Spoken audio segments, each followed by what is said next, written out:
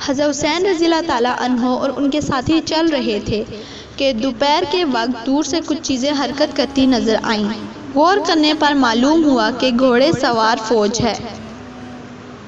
یہ دیکھ کر حضرت حسین رضی اللہ تعالیٰ عنہ اور ان کے ساتھیوں نے ایک پہاڑی کے قریب پہنچ کر محاذ جنگ بنایا۔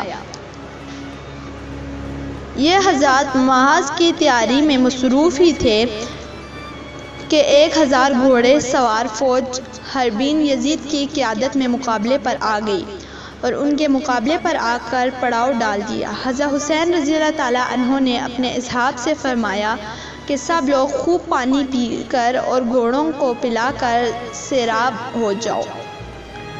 حربین یزید کو نمیر نے 1000 سواروں کی فوج دے کر قادسیہ سے بھیجا تھا۔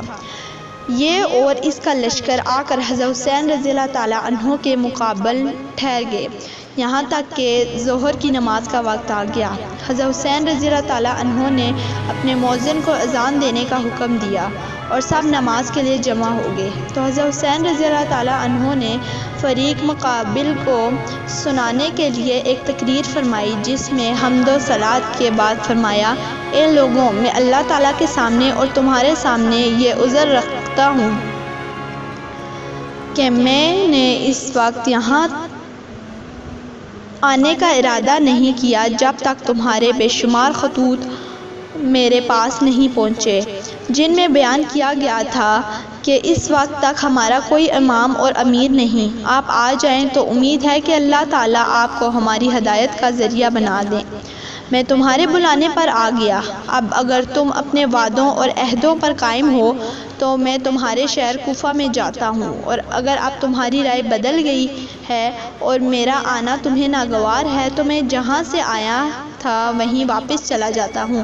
تقریر سن کر سب خاموش رہے۔ حضرت حسین رضی اللہ تعالیٰ عنہ نے مؤذن کو اقامت کہنے کا حکم دیا اور یزید سے خطاب کر کے فرمایا کہ تم اپنے لشکر کے ساتھ علیحدہ نماز پڑھو گے یا ہمارے ساتھ؟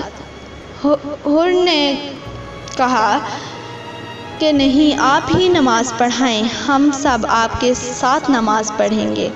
حضرت حسین رضی اللہ تعالیٰ عنہ نے نماز ظہر پڑھائی اور پھر اپنی جگہ تشریف لے گئے۔ یزید اپنی جگہ چلے گئے۔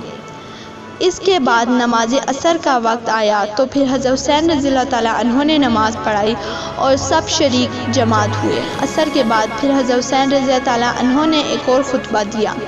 خطبے میں حمد و ثنا کے بعد فرمایا: اے لوگوں، اگر تم اللہ سے ڈرو اور اہل حق کا حق پہنچاؤ تو وہ اللہ تعالیٰ کی رضا کا سبب ہوگا۔ ہم اہل بیت اس خلافت کے لیے ان لوگوں سے زیادہ حقدار ہیں جو حق کے خلاف اس کا دعویٰ کرتے ہیں اور تم پر ظلم و جور کی حکومت کرتے ہیں، اور اگر تم ہمیں ناپسند کرتے ہو اور ہمارے حق سے جاہل ہو اور اب تمہاری رائے وہ نہیں رہی جو تمہارے خطوط میں لکھی تھی اور تمہارے قاصدوں نے مجھ تک پہنچائی تھی تو میں لوٹ جاتا ہوں۔ اس وقت حربین یزید نے کہا کہ ہمیں ان خطوط اور وفود کی کچھ خبر نہیں کہ وہ کیا ہیں اور کس نے لکھے ہیں۔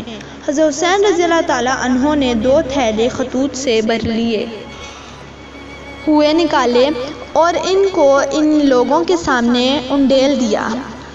ہر نے کہا کہ بہرحال ہم ان خطوط کے لکھنے والے نہیں ہیں اور ہمیں امیر کی طرف سے یہ حکم ملا ہے کہ ہم آپ کو اس وقت تک نہ چھوڑیں جب تک ابن زیاد کے پاس کوفہ نہ پہنچا دیں۔ حضرت حسین رضی اللہ تعالیٰ عنہ نے جواب دیا کہ اس سے تو موت بہتر ہے۔ اس کے بعد حضرت حسین رضی اللہ تعالیٰ عنہ نے اپنے ساتھیوں کو حکم دیا کہ سوار ہو جائیں اور واپس لوٹ جائیں، مگر اب حربین یزید نے اس ارادے سے روکا تو حضرت حسین رضی اللہ تعالیٰ عنہ کی زبان سے نکلا: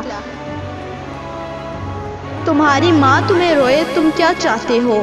حربین یزید نے کہا کہ باخدا اگر تمہارے سوا کوئی دوسرا آدمی میری ماں کا نام لیتا تو میں اسے بتا دیتا اور اس کی ماں کا اسی طرح ذکر کرتا، لیکن تمہاری ماں کو کوئی برائی کے ساتھ ذکر کرنا کسی کی قدرت میں نہیں۔ حضرت حسین رضی اللہ تعالیٰ عنہ نے فرمایا کہ اچھا بتاؤ تمہارا کیا ارادہ ہے؟ حرمین یزید نے کہا کہ ارادہ یہ ہے کہ آپ کو ابن زیاد کے پاس پہنچا دوں۔ حضرت حسین رضی اللہ تعالیٰ عنہ نے فرمایا تو پھر میں تمہارے ساتھ ہرگز نہیں جاؤں گا۔ ہر نے کہا کہ تو پھر میں باخدا آپ کو نہیں چھوڑوں گا۔ کچھ دیر تک یہی رد و قد ہوتی رہی۔